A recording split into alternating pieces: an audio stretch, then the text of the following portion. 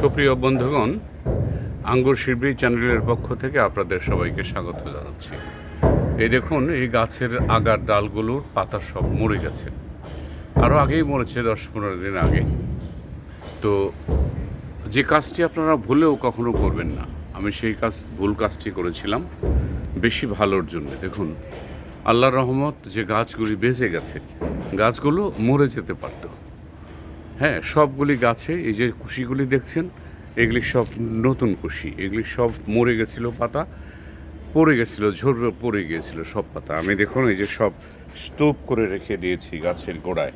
প্রত্যেকটা গাছের গোড়ার মধ্যে আমি সেই পাতাগুলো স্তূপ করে রেখে দিয়েছি।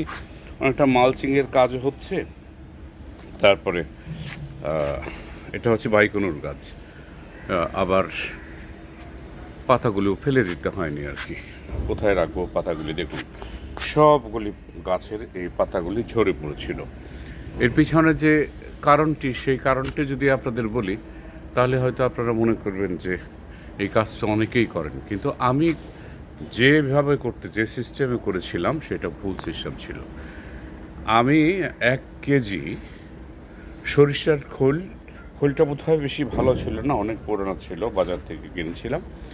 সেই খোল এনে 5-7 দিন বা 10 দিন পচিয়ে আমি এই গাছগুলোর মধ্যে দিয়েছিলাম।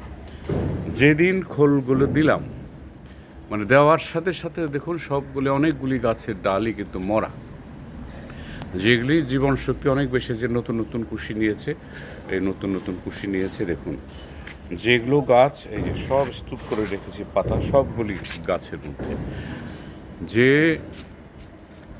ডালগুলোর মধ্যে শক্তি কম ছিল, চিকন ছিল, সেই ডালগুলি সব মারা গেছে। মাঝখান দিয়ে কিছু চিকন চিকন কুশি নিয়েছে। জানি না এবার আমি ফলন কি পাবো, তবে এখনও আশাবাদী যে এই যে ডালগুলি বেড়ে হয়েছে, ডালগুলো গোড়ার থেকে কেটে দিয়ে কিছু ফলন হতে পারবো। দেখুন, সবগুলি গাছের গোড়ার মধ্যে আমি স্তূপ করে রেখে দিয়েছি সেই মরে যাওয়া এবং পড়ে যাওয়া পাতা। 1-2 দিনের মধ্যে সবগুলি পাতা মরে গেল। যেগুলি সব আবার নতুন করে গজিয়েছে, দেখুন চকচক করছে।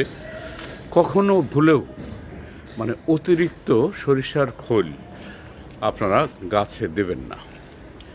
হ্যাঁ, যদি 10-12টা বা 15টা গাছ হয়, তাহলে হয়তো হাফ কেজি তো নাই, হয়তো 1/4 কেজি, মানে 250 গ্রাম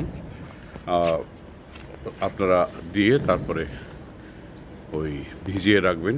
10-12 দিন ভিজিয়ে রেখে তারপরে সেই সরিষার খোল দিবেন, তাহলে হয়তো ভালো হতে পারে। আমি তো আশায় ছেড়ে দিয়েছিলাম, সবগুলি গাছ মরে গিয়েছিল বলতে গেলে। কেমন করে আবার পাতা গজালো আমি জানি না। যাই হোক, হয়তো আমার পরিশ্রম, সারা বছরের পরিশ্রম একেবারেই বিফলে যায়নি। এটা আমি জানুয়ারি মাসে আমি এবার প্রুনিং করব। তখন হয়তো দেখা যাবে যে ফল হলে আপনাদেরকে নিশ্চয়ই আমি দেখাবো। অনেক ভালো থাকবেন, অনেক যত্ন নেবেন গাছের। ধন্যবাদ।